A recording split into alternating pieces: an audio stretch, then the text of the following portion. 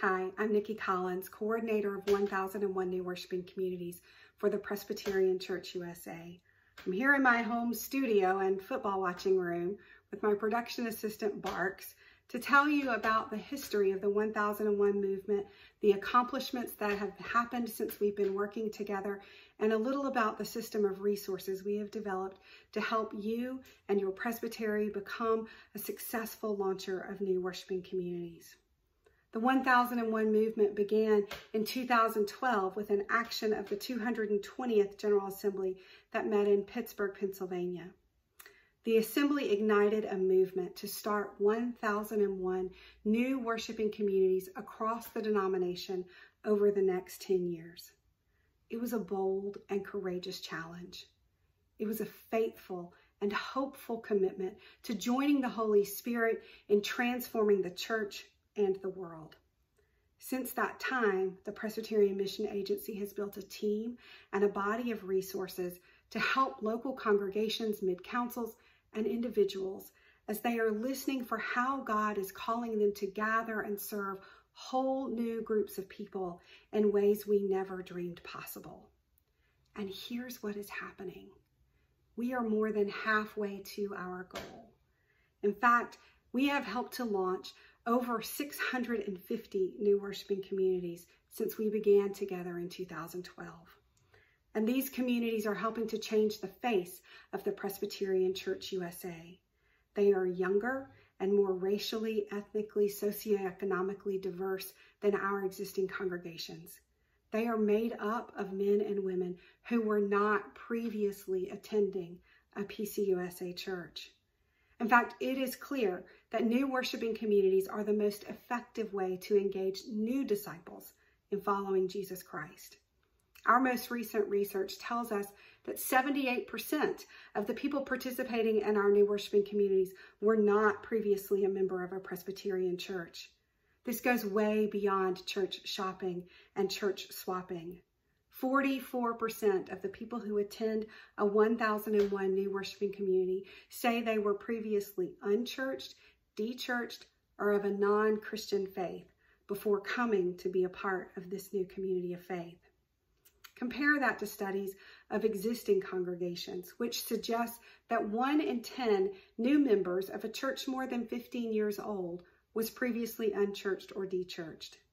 But in a new community of faith, that number jumps to almost half. And these new communities are bringing life into existing congregations. Our communities that are partnered with traditional congregations tell us that the older, more established church experiences its own revitalization, growing in prayer and witness as they experience new things, try something they never thought before, and come to a clearer understanding about how God is calling them to bear witness in their local communities. So what makes a new worshiping community? How can you know if something bubbling up in your church or your presbytery is part of this movement? We have a working definition. First, these communities are new. They are seeking to make and to form new disciples of Jesus Christ. And they take on varied forms for church and culture. They don't look like, many times, what has come before. They are worshiping communities, gathered by the Spirit to join Jesus Christ in word and in sacrament, and sent by the Spirit to join God's mission in the transformation of the world. They are communities. They practice mutual care and responsibility, and they are working to develop sustainability in their leadership and in their finances. So how can the 1001 team help your presbytery identify and support a new worshiping community in your midst? The Presbyterian Mission Agency has developed 5 key resources to help you on their journey. We start with assessments. We want to help you discover whether or not you have the unique gifts that are part of answering this calling from God required for planting a new community. We have a quick quiz on our website that will help you get a sense of your personal sensibilities for new worshiping community leadership. It takes just 5 minutes, and afterwards you can choose whether to go further or not. The next is a 4-day assessment called Discerning Missional Leadership.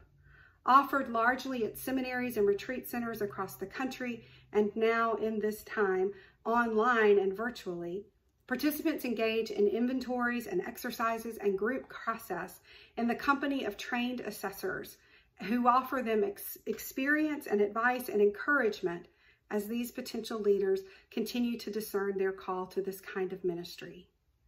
For congregations and mid-councils, our team will help larger communities through an Exploring Missional Leadership exercise. These events offer an introduction to the tools needed for discerning what God is already doing in your community and for sussing out these unique gifts present in your midst for helping your community join in God's work. As a person goes about the work of planting a new worshiping community, we provide a network of coaching because no one should go about this work alone. Most of our coaches are experienced new worshiping community leaders who have worked tirelessly over years to launch a new worshiping community. They've developed good relationships with their mid-council and partner congregations, and we want to help mid-councils utilize our coaching network to develop a strong and active culture of starting new churches. Our coaches bring insight, they help imagine new possibilities and bust through roadblocks, and they build healthy patterns of communication to sustain a growing community of faith.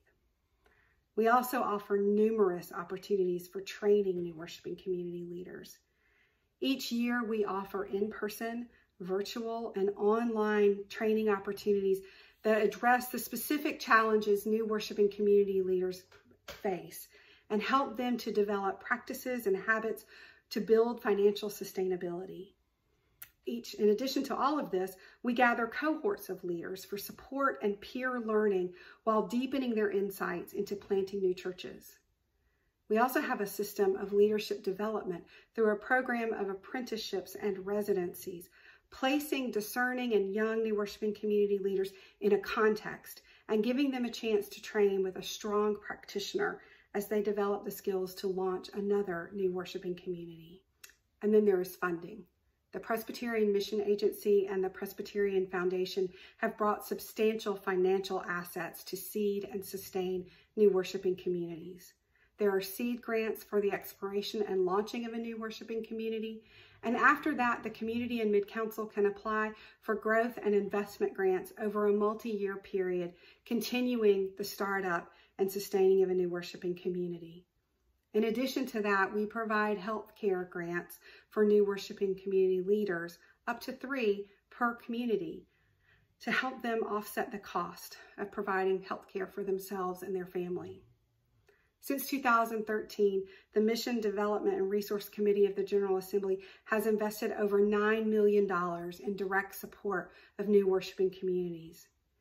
In addition to these grants, many new worshiping community leaders qualify for financial assistance through the PCUSA's Financial Aid for Service program.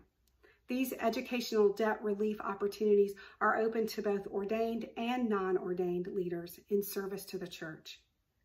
So how can you find out more about 1001 New Worshiping Communities and our resources? You can visit our website. You can reach out to one of our 4 regional associates. You can also look at our web resource page and listen to our podcasts. We will work with you electronically or on the phone, and when we are able to travel again, in person, because we want to help you equip individuals and the church for reaching new disciples for Jesus Christ. Thanks for being a part of what we do.